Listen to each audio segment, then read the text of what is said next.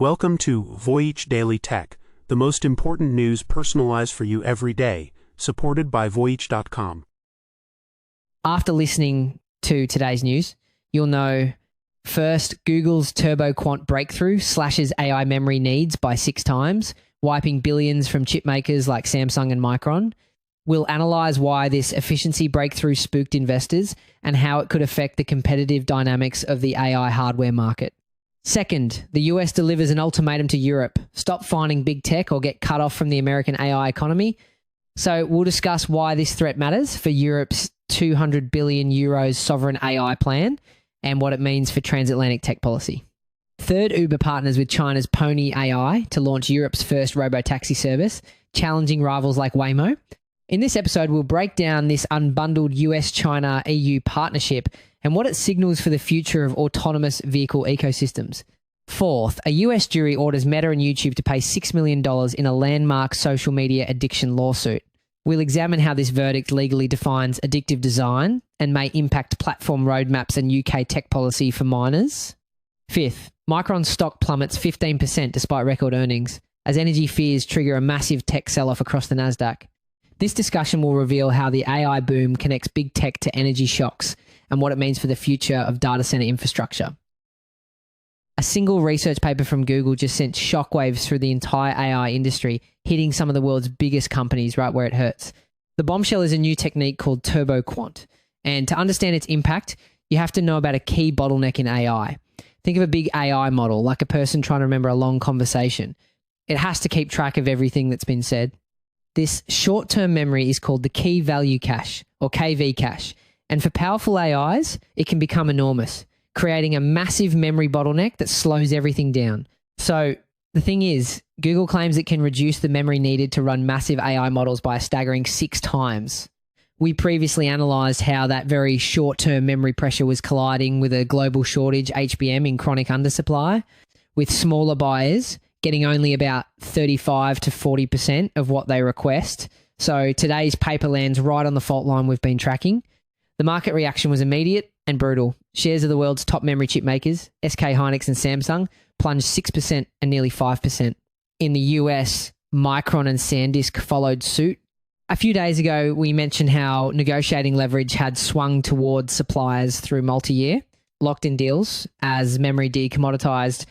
A breakthrough like this spooks investors because it threatens that newfound power, even if those contracts and fab roadmaps won't unwind overnight.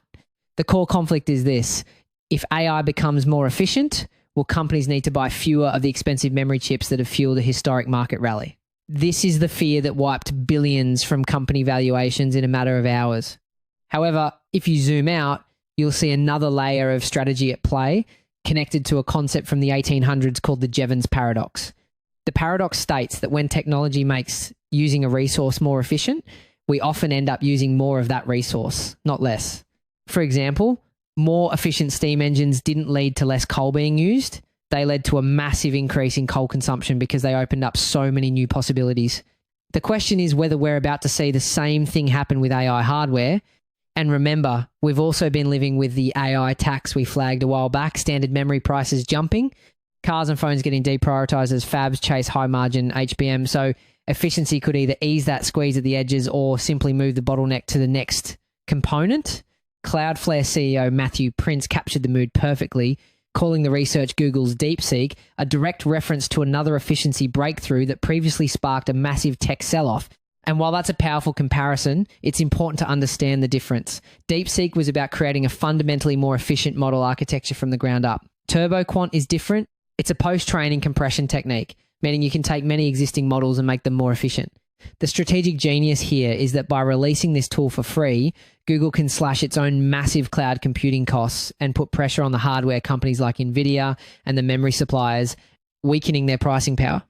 If that dynamic takes hold, it could also chip away at the AI tax we've talked about, where consumer electronics were effectively paying more as fabs prioritized HBM for AI. But some top analysts are pushing back hard. Ray Wang at Semi-Analysis argues this isn't the end of the hardware boom. He says that when you address a bottleneck like this, you make AI hardware more capable. And when models become more powerful, you require even better hardware to support them. What he's describing is the Jevons paradox playing out in real time in the AI industry. Making AI cheaper and more efficient doesn't mean we'll want less of it. It means we'll find new, more demanding ways to use it. Continuing our last discussion, that squares with what we've seen on the ground. HBM demand outstripping supply, data centers soaking up the lion's share of high-end memory, and suppliers reporting surging revenues under multi-year commitments that won't evaporate because one bottleneck just got loosened. The stakes couldn't be higher. Before this drop, these same stocks were on a blistering run. Samsung shares had risen nearly 200% over the last year, while Micron and SK Hynix were up more than 300%. That climb mirrored everything we've been tracking. Long-term supply agreements with the biggest cloud buyers, fabs breaking ground in places like New York, and a supply crunch that turned memory from a commodity into a strategic asset. This has created the central paradox of the AI arms race. While investors are spooked by an innovation that promises incredible efficiency, that very same breakthrough could be the key that unlocks a new generation of AI, ultimately demanding more powerful hardware and fueling the next chapter of the chip wars. As we've asked a while back, did AI truly break memory's boom-bust cycle or just launch a longer super cycle? TurboQuant doesn't settle that question. It looks more like a lane change than an exit. Faster traffic, same highway. From a software breakthrough putting pressure on hardware giants, we now turn to a geopolitical power play where the US is putting pressure on the entire European continent. The United States has delivered a stunning ultimatum to Europe. Stop funding our tech companies or get left behind in the AI revolution.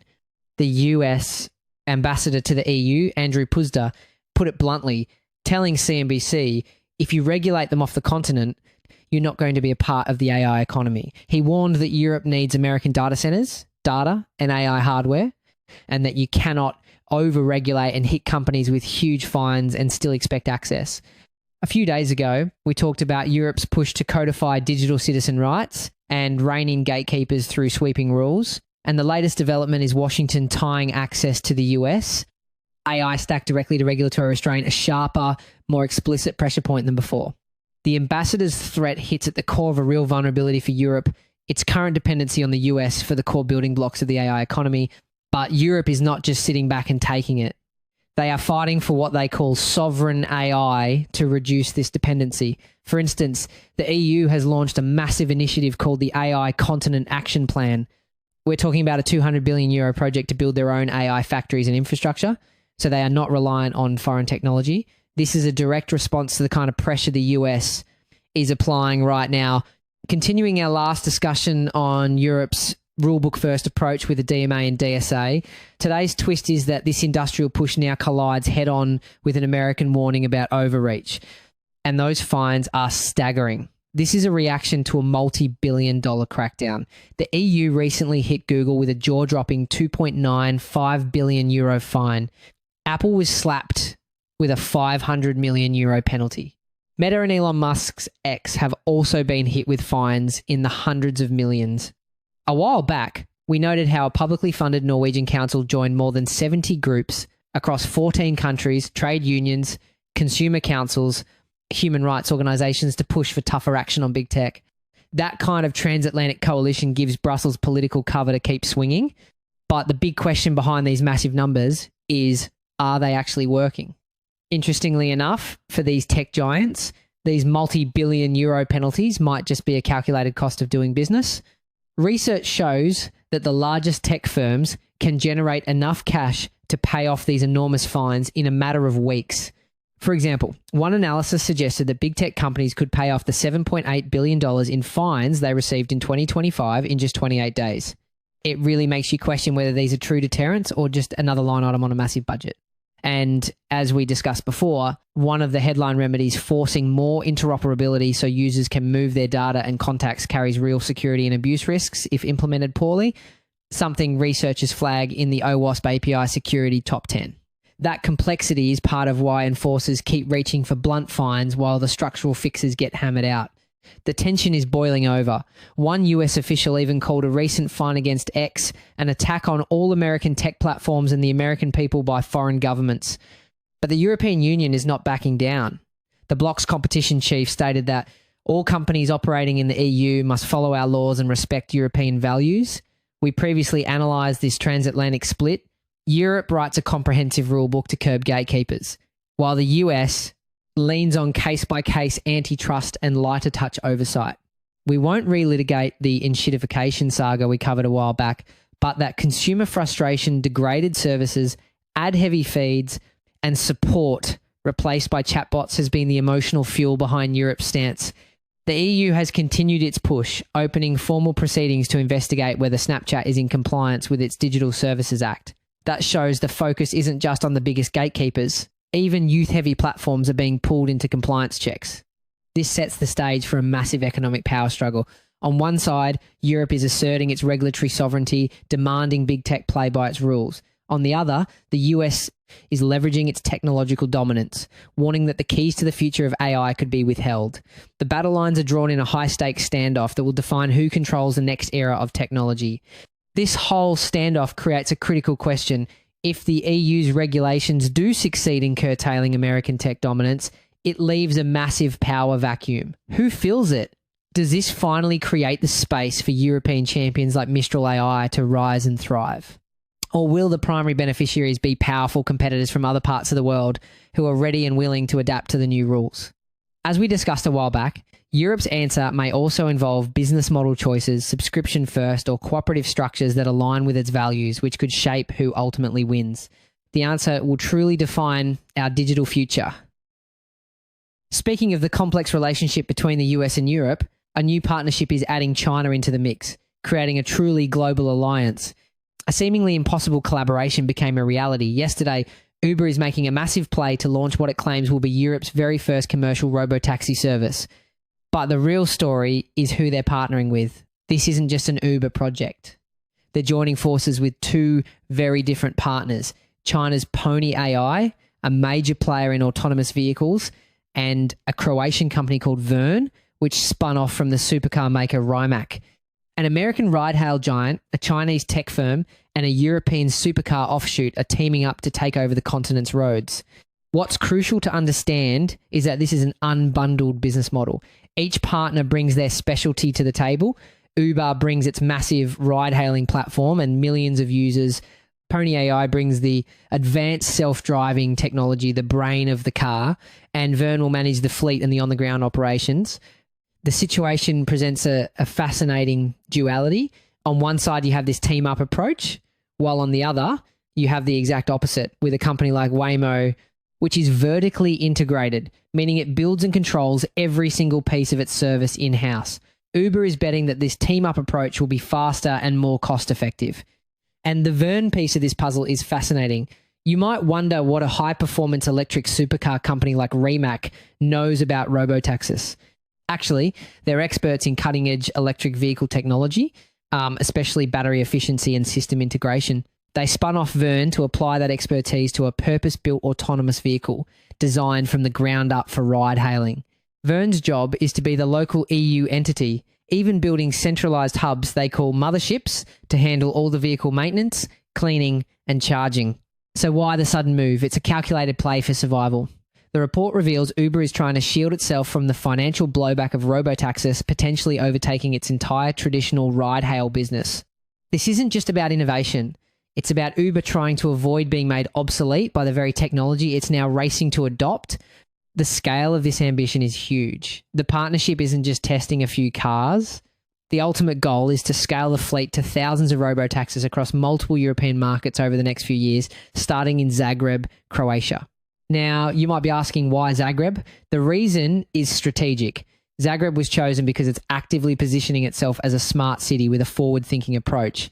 The city is investing heavily in digital traffic management and, crucially, Croatia has been amending its national laws to create a friendly regulatory environment for automated vehicles.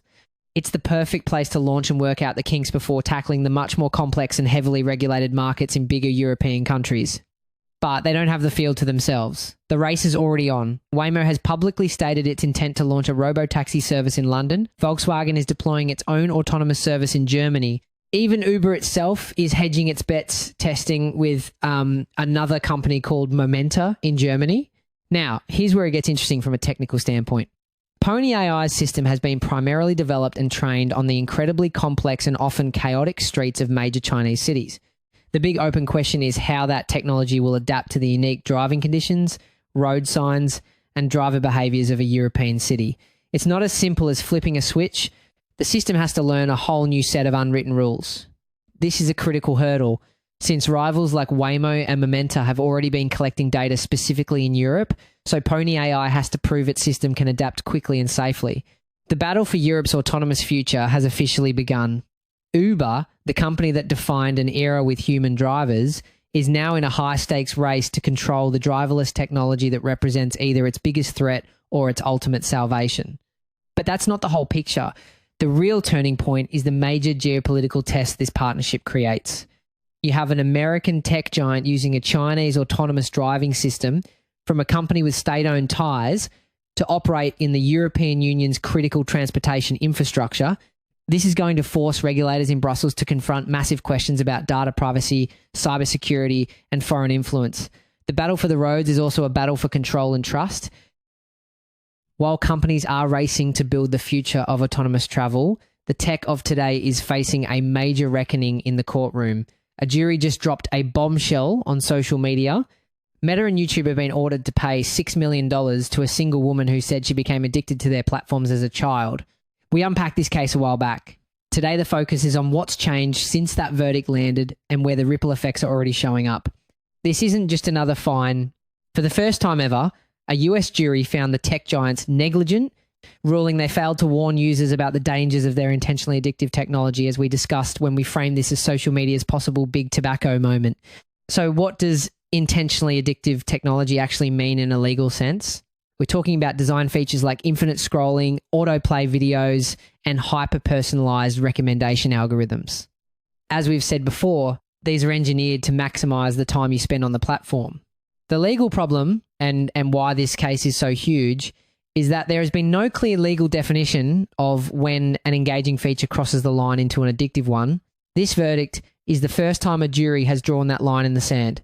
Meta is on the hook for 70% of the damages, with YouTube paying the remainder.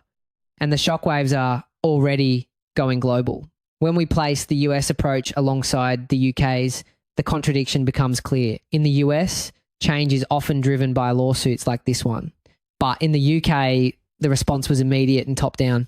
Following the verdict, UK Prime Minister Keir Starmer stated, "The status quo isn't good enough," and confirmed the government is now seriously considering a ban on social media for anyone under 16. He declared, "I'm absolutely clear that we need to go further." This contrasts with Europe's broader regulatory approach, with laws like the Online Safety Act and the Digital Services Act that force companies to build in safety measures from the start.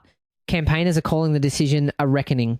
The Duke and Duchess of Sussex released a statement saying, "For too long, families have paid the price for platforms built with total disregard for the children they reach. Let this be the change." And as we noted before, that big tobacco comparison isn't accidental. It hinges on what these companies knew and when they knew it. One watchdog group, the Tech Oversight Project, put it even more bluntly: the era of big tech invincibility is over. But the fight is far from finished. Google, which owns YouTube, shot back, stating it disagrees with the verdict and plans to appeal, claiming the case misunderstands YouTube.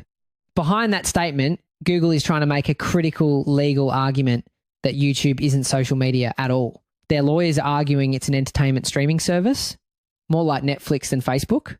We flagged this defense during the trial. The jury didn't buy it then, but expect it to resurface on appeal. And that distinction is crucial. If they can convince a judge of that, they might be able to sidestep the responsibilities and liabilities that come with being a social media platform. It's a clever legal move that could set a huge precedent for other hybrid platforms like TikTok. Meta also said it respectfully disagrees and is evaluating its legal options. Even with an appeal, this landmark ruling has sent a clear message. European regulators are watching, more lawsuits are pending in US courts, and a new front line has been drawn in the battle between tech profits and child safety. And that front line is all about money. Ultimately, this all comes down to the business model. These platforms are built on an ad-based system that profits from maximizing engagement. Re-engineering them for safety by design instead of engagement would be a fundamental shift. It would mean redesigning the very algorithms that make them so profitable. This could hurt their stock prices in the short term, but experts argue it could also build long-term trust and a more sustainable business. This verdict forces them to ask, what is the real cost of putting safety over clicks? After years of parents raising alarms, this verdict signals that the days of platforms operating without consequence may be coming to an end. We were just talking about the legal troubles hitting Meta's bottom line. Well, they weren't the only tech giant having a terrible week on the market, but in Micron's case, it happened for a very different reason. Let's start with a single statistic that might just change your entire perspective on this company. Micron's revenue almost tripled to a staggering $23.86 billion, and they projected gross margins of about 80%, and its stock immediately cratered more than 15%. So what happened? This is a classic case of what traders call buy the rumor, sell the news. But there's a deeper fear at play. The semiconductor industry has a long history of boom and bust cycles. Research shows there have been 14 recessive periods since the 1960s.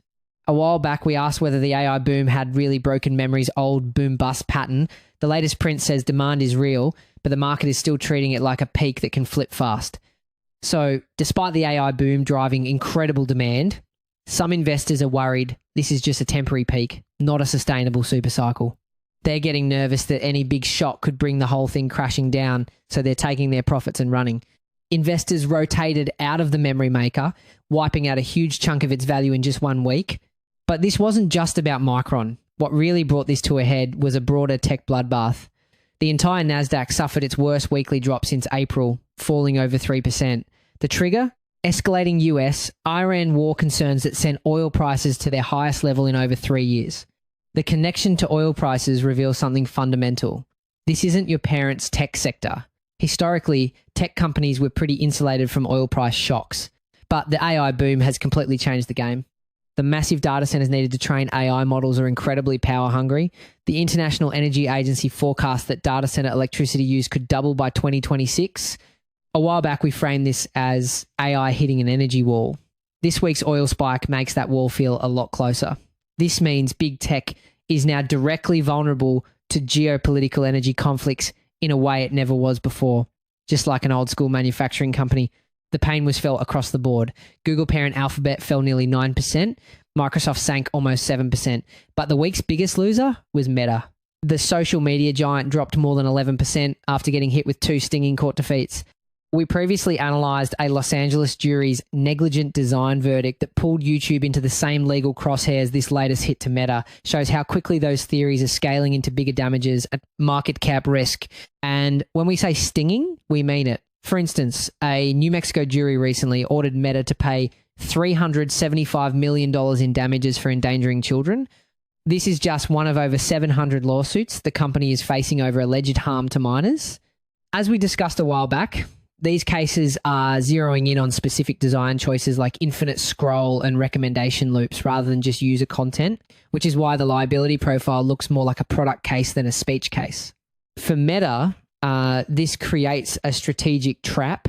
The spiraling legal costs and the massive investments in content moderation. We're talking 40,000 safety personnel are siphoning away the very capital Meta needs to compete with Google and OpenAI in the critical AI race.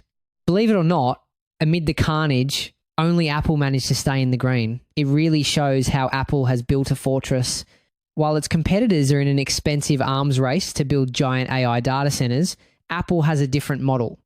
Its services division, things like the App Store and iCloud, has profit margins around 70%, providing a stable river of cash.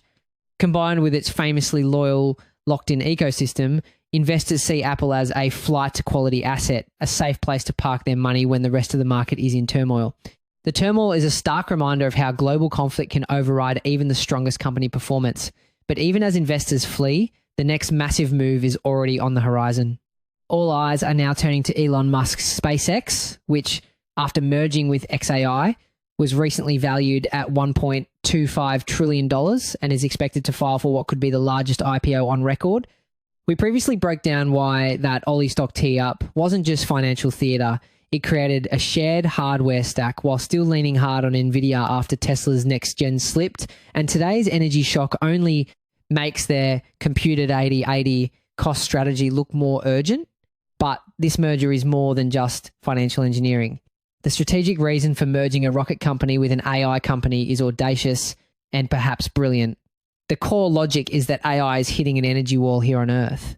The The plan is to use SpaceX's reusable Starship rockets to launch orbital data centers powered by continuous solar energy in space. We talked a while back about how reusable launch is collapsing costs potentially below $200 per kilogram, and how filings to deploy ultra-large constellations, even up to 1 million satellites, suddenly make orbital infrastructure thinkable. We also walked through the killer apps, process data in orbit for real-time intelligence, climate monitoring, and autonomous constellation management. And don't forget, Google's Project Suncatcher is already probing this lane. We're talking about adding up to 100 gigawatts of AI compute capacity per year. This isn't just a new company, it's an attempt to create a vertically integrated, off-planet compute provider to bypass the physical limits of our world. And after this week's oil shock, that pitch just got a lot easier to understand. That's it for today on Voyage Daily Tech. Follow, share, and stay tuned for daily updates coming your way tomorrow.